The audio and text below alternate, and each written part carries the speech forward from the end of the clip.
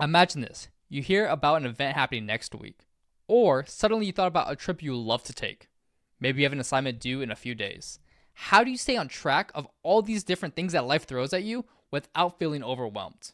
In today's video, I'm going to tell you about the Getting Things Done flowchart that talks about how to organize all these different things without being overwhelmed. It's in this book called Getting Things Done by David Allen. And I'm going to tell you my main takeaways from this flowchart and how I applied them inside this Notion board. Let's just jump into it.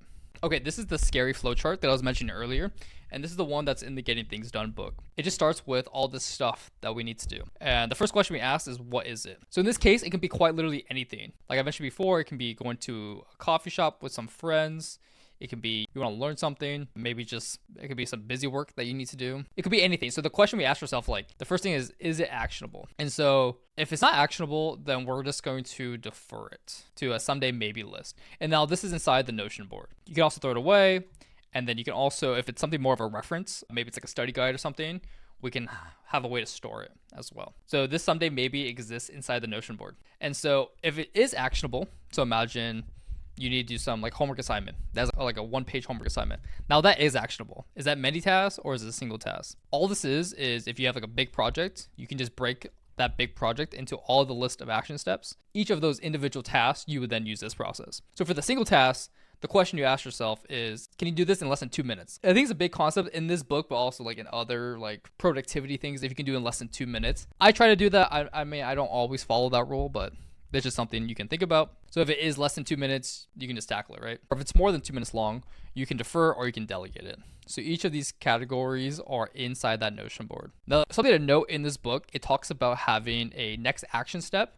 And so each of these categories, when we add something, it's a good idea to add a next action step inside that list. Let's just jump into that Notion board and I'll show you what it looks like. So I just use the concept of that Getting Things Done framework and then use it inside of this type of Notion board. There's a few tasks or a few types of categories that you can put stuff in. So for example, you can add a to-do, you can have in progress, a waiting list, a done list, which I typically like having this at the end, and then that maybe list that I have hidden over here, but it's the same concept.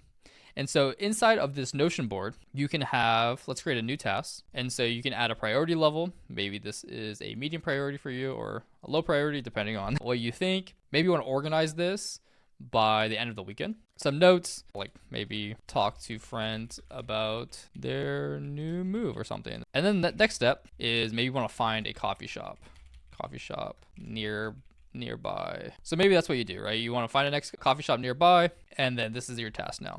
So now they exist as this to do. And so when you look at the things you need to do, you're like, oh yeah, I would love to get I would love to organize some coffee. Maybe another action step is text friend, get coffee. We want to find a coffee shop and maybe you have to text friend when they're free. So that's actually a really good idea. You text your friend. And so this can go under the waiting list while you're waiting for their response. That's a good example. And so now you know how long you have to think about that task. The ball's in their court. The in progress are just things that you're tackling right now. So in this case, I just use an example as like create a thumbnail for this video. My next step is just to find thumbnails that look similar or like the type of thumbnail I want for this YouTube video and the actual video I'm creating right now. The deferred actually I just wrote some like template stuff for this. So run a marathon. That probably actually shouldn't be in the deferred. Maybe that exists inside the maybe list. A good deferred is maybe you thought about a video idea, spend $1 million in 1 hour. You thought about it, you're like, this is not something I want to do right now. We'll just put it here. And when you complete something, all you do is add it to the done list. So that's what I got out of the Getting Things Done book. I know there's all these different concepts in the books, like clearing out your workstation, different philosophies to have to how to organize all your files. But for me, this was the biggest positive impact for me. Before, I would just have a simple to-do list and I wouldn't think much about it and I would just let it grow. But now with this system, it just helps me process all those different things. And using Notion is very helpful for me because now you have that everywhere you go. I'll find one for you guys that you guys can download and use yourself. But it's just been helpful. So if it's helpful for you, I appreciate it. If you like these types of videos, subscribe. I'm going to go over some other books that are read and my main takeaways from them. So if you like this type of videos, please be sure to subscribe. We're going to have some fun videos on this channel. Every Sunday, these videos come out. Until next time, see you later.